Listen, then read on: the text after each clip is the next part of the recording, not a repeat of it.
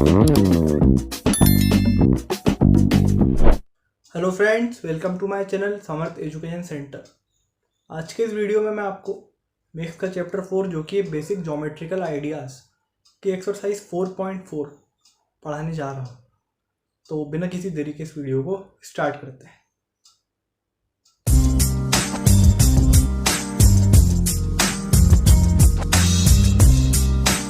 चलिए अभी शुरू करते हैं। तो एक्सरसाइज 4.4 जो ज़्यादा बड़ी नहीं है, इसमें बस जो है 2 क्वेश्चन आपको देखने को मिलेंगे। तो इसमें बेसिक की अपन को ज़रूरत नहीं है क्योंकि आप शायद कर सकते हो सॉल्व। तो पहला क्वेश्चन आपके स्क्रीन के ऊपर आ चुका है, इसको सॉल्व करने की कोशिश करिए।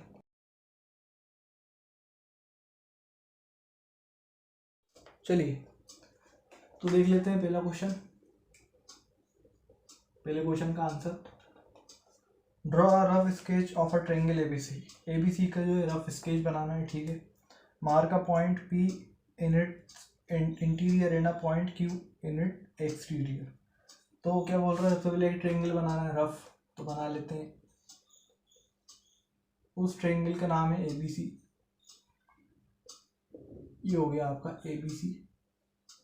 फिर बोल रहा है कि इंटीरियर में जो है एक पॉइंट है, उसका नाम है पी। तो उसके जो है अंदर इंटीरियर यानी होता है अंदर, और एक्सटीरियर में बोल रहा है कि पॉइंट क्यू है। एक्सटीरियर यानी बाहर, यानी यहाँ भी हो सकता है, यहाँ भी कहीं पे भी। इंटीरियर भी मैंने सेंटर पे ही बना दिया, नहीं तो वो यहाँ भी हो सकता है, यहाँ भी हो सकता है, ऊपर भी हो सकता है, नीचे भी कहीं भी हो सकता है। तो अब क्वेश्चन क्या पूछ रहा है, इस पॉइंट ए, क्या point A in its exterior और इन इट्स इंटीरियर। तो बोल रहा है कि भाई ए पॉइंट जो है यहाँ पे, ये कहाँ पे, एक्सटीरियर में है कि इंटीरियर पे है, ये बताना है अपन को। तो भाई देखो, सबसे पहले ट्रायंगल एबीसी की बात कर रहे हैं। तो ट्रायंगल एबीसी मतलब क्या होता है कि एबीसी तीनों को जोड़ के जो है जो ट्रायंगल बना है उसी को बोल रहा है एबीसी। अभी भाई पूछ रहा है कि ए पॉइंट क्या है, इंटीरियर है कि एक्सटीरियर क्या है। तो देखते हैं, देखो तो पहले इंटीरियर की बात करते हैं। तो इंटीरियर तो ये है, तो ये एक्सटीरियर हुआ उसके लिए, तो ठीक है। अगर ये इंटीरियर है तो इसके लिए एक्सटीरियर है, तो इंटीरियर तो नहीं हो सकता। और अगर मैं इसको एक्सटीरियर बोलूँ, उसके हिसाब से तो एक्सटीरियर है, पर ये जो एक्सटीरियर है, ये बाहर जो है, ये इसके अकॉर्डिंग तो ये इंटीरियर है, तो ये तो एक्सटीरियर भी नहीं हुआ। तो किसी के भी अकॉर्डिंग देखो तो ये सब में जो है अलग अलग हो रहा है, तो ऐसे जो है इसको डिफाइन नहीं करा जा सकता। तो के नॉट बी डिफाइंड या के नॉट बी डिटरमाइंड।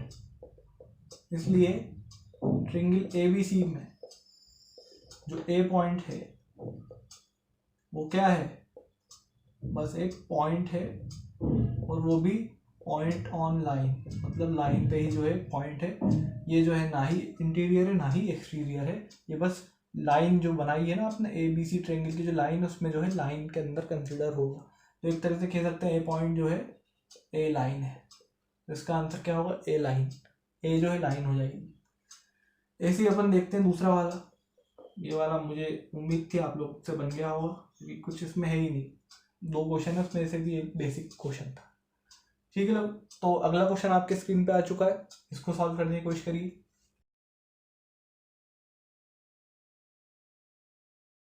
चलिए, तो पहले वाले से कंपैरिजन अगर अपन करें कंपैरिजन, तो ये जो है इजी। क्या बोल रहा है, आइडेंटिटी, इसमें 4 पहले तो ABCD दिए हुए हैं, वो अपन पहले नोट कर लेते हैं। पॉइंट ए दिया हुआ है, identify 3 triangles in the figure. एक फिगर दिया हुआ है, इन लोगों ने दिया है, तो एक ऐसा करके फिगर दिया हुआ है, और बोल रहा है ये है ए, ये है बी और ये है डी सी। समोसे ऐसा जो दिख रहा है। फिर बोल रहा है कि identify 3 triangles in the figure. तो पहले वाले में बताना है 3 ट्रायंगल्स कौन से हैं, 3 ट्रायंगल्स कौन से हैं। फिर बोल रहा है दूसरे वाले में, राइट नेम्स ऑफ 7 एंगल्स। तो 7 एंगल जो है इसमें होंगे, अपन को देख लेंगे अपन। उनके जो है क्या बताना है, नाम बताना है। हाँ, उसका नाम क्या क्या है। फिर बोल रहा है C, write names of 6 line segment. 6 line segment की जो है नाम लिखने हैं।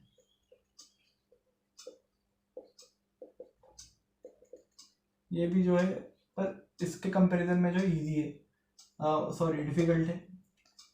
विच two triangles have angle B in common, तो एंगल बी जो है कॉमन निकालना है, और वो भी किन्हीं 2 एंगलों में, ठीक है, 2 एंगल में, तो वो बताना है कौन सा है। चलिए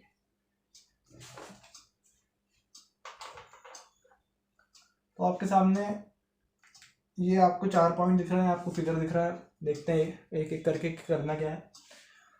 ठीक है, तो पहला वाला देखते हैं 3 ट्रायंगल्स। तो 3 अपन को ट्रायंगल बताने हैं, इसमें कौन कौन से है ना, यही लिखा था मैंने, हाँ 3 ट्रायंगल्स बताना है, कोई दिक्कत नहीं है, सब सही है, सब अपन ने परफेक्ट लिखा है।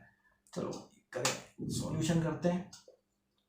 तो देखेंगे ये वाला, देखो अब मैं इसको ट्रिक बता देता हूँ कैसे क्या करना है इसमें, क्योंकि इंपॉर्टेंट है, आ सकता है क्वेश्चन आएगा ये, ठीक है, 5 नंबर का जरूर आएगा। जैसे ये अब दिख रहा है अपन को 3 ट्रायंगल्स अपन को देखना, सबसे पहले याद रखना सबसे ऊपर से शुरू करना, ईजी रहेगा वो करना, ठीक है। तो कैसे करेंगे, ABC पूरा ले लेंगे एक बार में, तो भाई एक ट्रायंगल हो गया अपने पास, ट्रायंगल ABC जो नॉर्मल होता है। फिर दूसरा ट्रायंगल देखेंगे तो ABD, ये दिख रहा है आपको ABD, इतना आधा कर दिया इसका, तो वो लेंगे ABD, ये लो भाई ABC, और क्या बोला मैंने, ABD।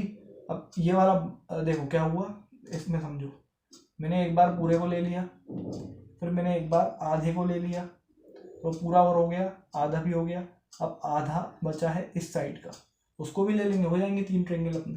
उसको कैसे लेंगे, उसको ऐसे लेंगे, ADC या ACD एक ही बात है, कोई दिक्कत नहीं है। तो अपन ले लेते हैं ACD,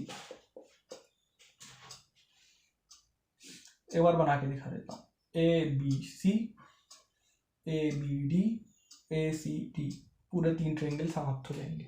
उसके अगर आप यहाँ से भी शुरू कर सकते हो, CDA ऐसे करके भी कर सकते हैं, पर वो कंफ्यूजिंग हो जाता है, तो हमेशा ऊपर से स्टार्ट करना, याद रखना है। तो पहला हो गया आपका, दूसरा देखते हैं 7 एंगल्स नाम बताना है। तो अब ये मैंने जो आपको पहले भी बता चुका हूँ कि जब भी क्वेश्चन करो ऐसा अपने हिसाब से ऐसा लिख लिया करो, ये मैंने अपने हिसाब से लिखा है, आप अपने हिसाब से लिखना जैसा आपको कन्वीनियंट लगे, उससे क्या होता है आसान हो जाता है, बार बार क्वेश्चन पढ़ना नहीं पड़ता, वो रखा हुआ है क्वेश्चन, मैं बस ये देख के जो है कर रहा हूँ, सिंपल। तो बी वाला लिखा हुआ है 7 एंगल्स का नाम बताना है, तो 7 इसमें एंगल होंगे, अपन को देखना पड़ेगा। अब देखो एंगल के अंदर याद रखना, मैं यहीं से बता दूंगा कितने एंगल हो सकते हैं, यहाँ पे देखते हैं। तो ये तो एक एंगल हो गया, ठीक है, ये एक एंगल हो गया, ये भी एक हो गया,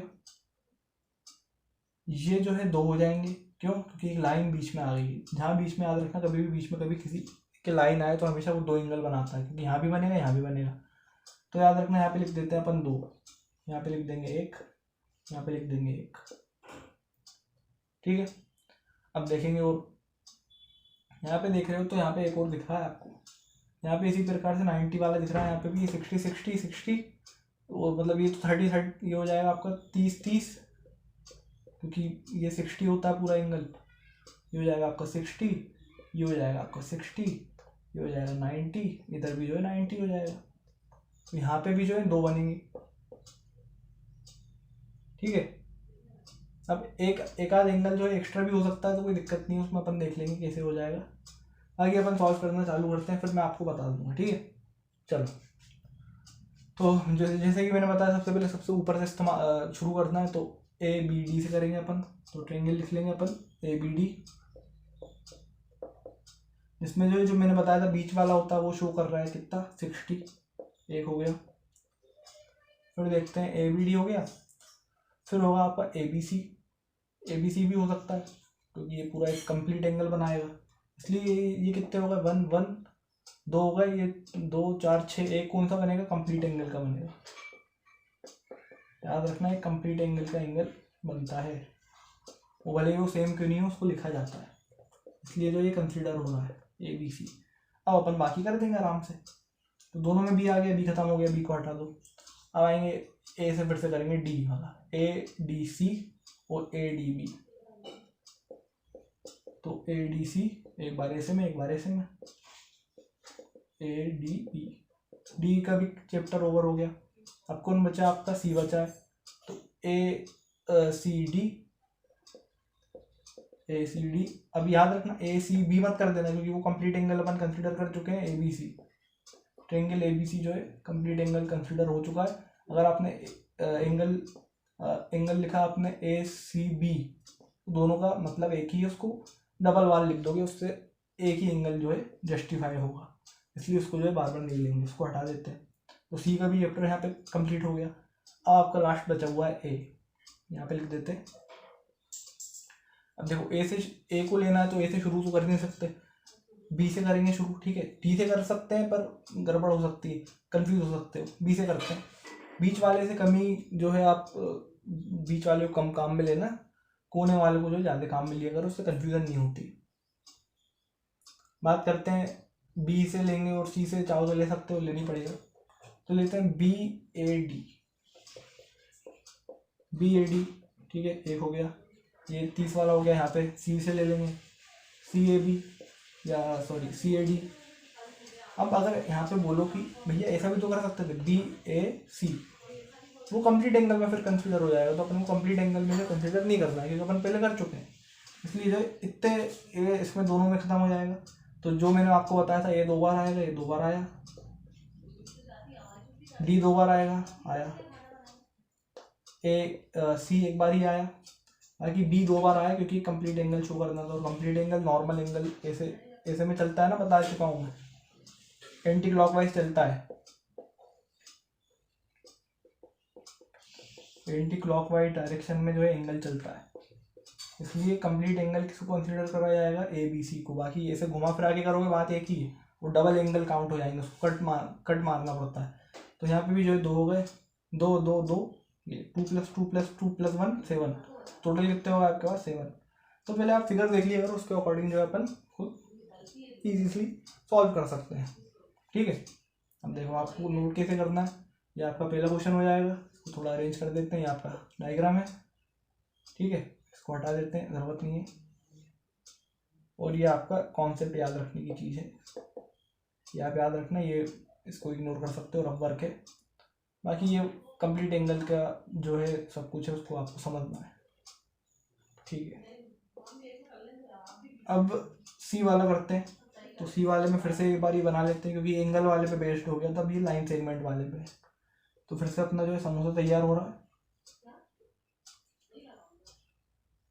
तो ये हो गया आपका A B D C.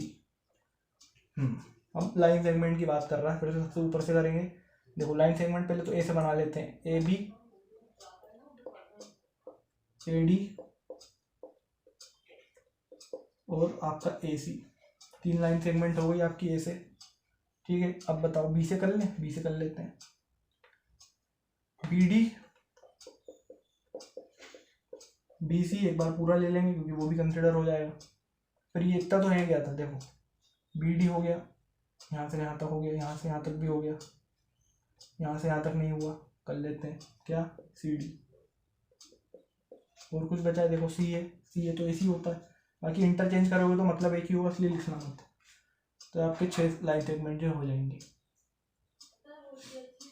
Last वाला देखते हैं, बी कॉमन एंगल बी है, कॉमन होना चाहिए किसी 2 एंगल्स में, ठीक है। तो वो तो कर देंगे कॉमन करने के लिए इसको क्या करना है, बीच में लाना है। बीच में लाने के लिए ए से शुरुआत करेंगे, ए बी सी, पूरा कंप्लीट एंगल ले लेते हैं एक बार, ए बी सी, फिर ले लेते हैं ए बी डी, बी जो है बीच में आ रहा है, इसलिए जो है कॉमन हो गया, और अपना कोई एंगल का रिपीटेशन भी नहीं हुआ। तो इस प्रकार से 2 जो है अपन एंगल लेंगे तो क्या हो जाएगा, एंगल भी कॉमन हो जाएगा।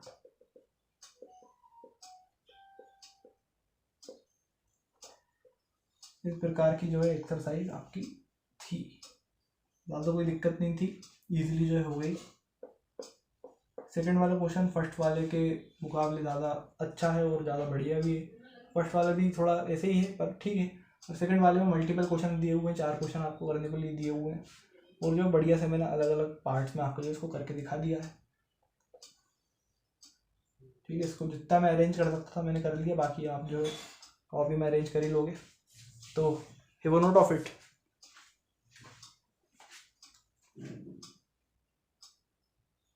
तो ये था मैथ्स का चैप्टर 4 बेसिक ज्योमेट्रिकल आइडियाज़ की एक्सरसाइज 4.4। फिर मिलते हैं अगले वीडियो में एक्सरसाइज 4.5 के साथ में। जब तक के लिए बाय बाय।